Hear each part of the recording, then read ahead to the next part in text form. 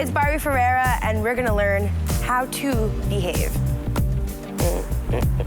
Women have long been taught to be more ladylike, whatever that means, or also be thought of as a hysterical woman or angry. Things that we just can't be because we're so submissive and docile. We've been suppressing our anger since we were kids, while boys were taught that they could just be boys, AKA fight, roughhouse, all that stuff. As if there aren't enough things to be angry about. Trump, Nazis, Billy Jr.'s men's rights movement, surge pricing. I am angry. So we're gonna go meet with some lovely ladies from the Brooklyn Bombshells, part of the Gotham Girls Roller Derby League. We're gonna go learn how to harness this anger and if there's a way to release it physically in a healthy manner.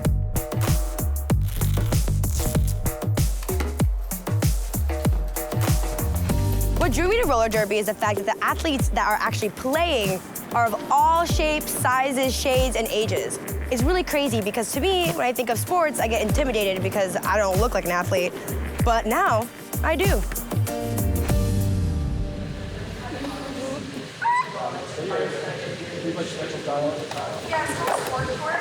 I can't do it. Neat. Darkest soul.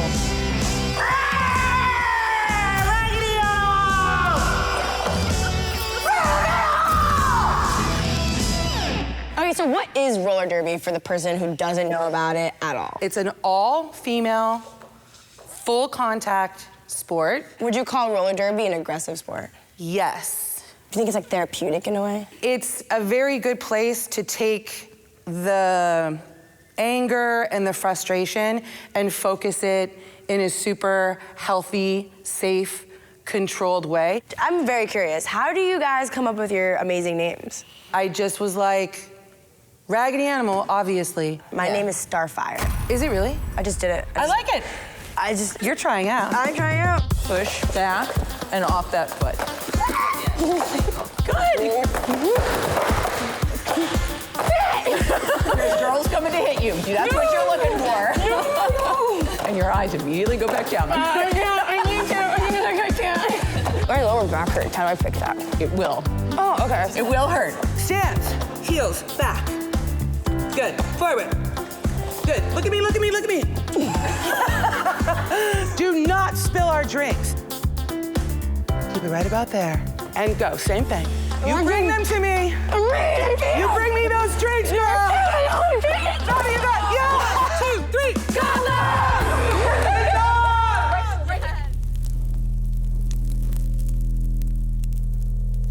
So we've explored physical ways to manage anger.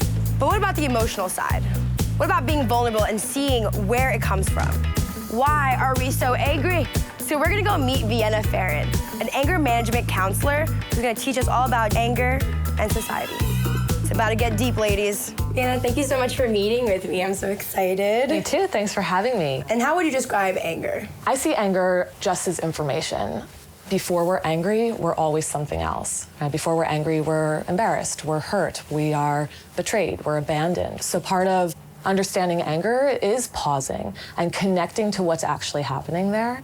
But releasing anger is all right. And that's where I think a lot of times people have the wrong impression of anger. It kind of feeds and nourishes the soul a bit. You just kind of get out somewhere, scream into a pillow, go to a boxing class. It just can't be, directed at someone in a malicious way. And how does anger management help you or help a person not get to that point where they're crossing the line? I mean, I think because we start to unpack it, what you're experiencing, how you're feeling, it's important. And that message is such a bold message for someone who's been told that it has to be hidden. So anger management is like you learn how to communicate your feelings and how to express them healthily. There's generally a story there that we can connect. They realize that, I'm bringing forward decades of my life, and that's why it's so strong sometimes. Oh, it's so deep. I'm like, wow. My mom was such a angry, spazzy person, so same. Oh, interesting.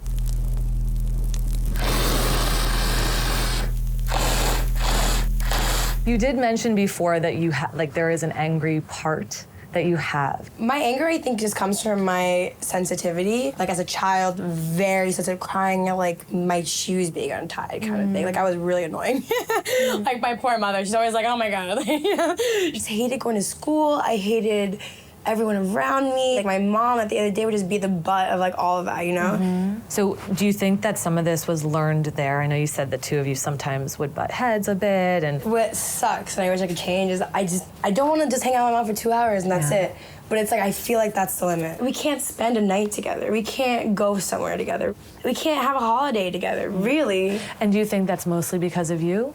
Yeah, 100%. There's so much need for forgiveness. There's so much need for, probably for both of you actually, to go to therapy. It's so hard for us to even coordinate like times to see each other. But we can make it work. This is actually a priority for you. I hear the yearning. You want family so badly, but you're so quick to find a reason or an excuse or a constraint that will block it. You want it. Yeah. Mommykins. Hi, baby. So I went to an anger management counselor and... Why are you laughing? Just like it. Do you think I have anger issues towards you?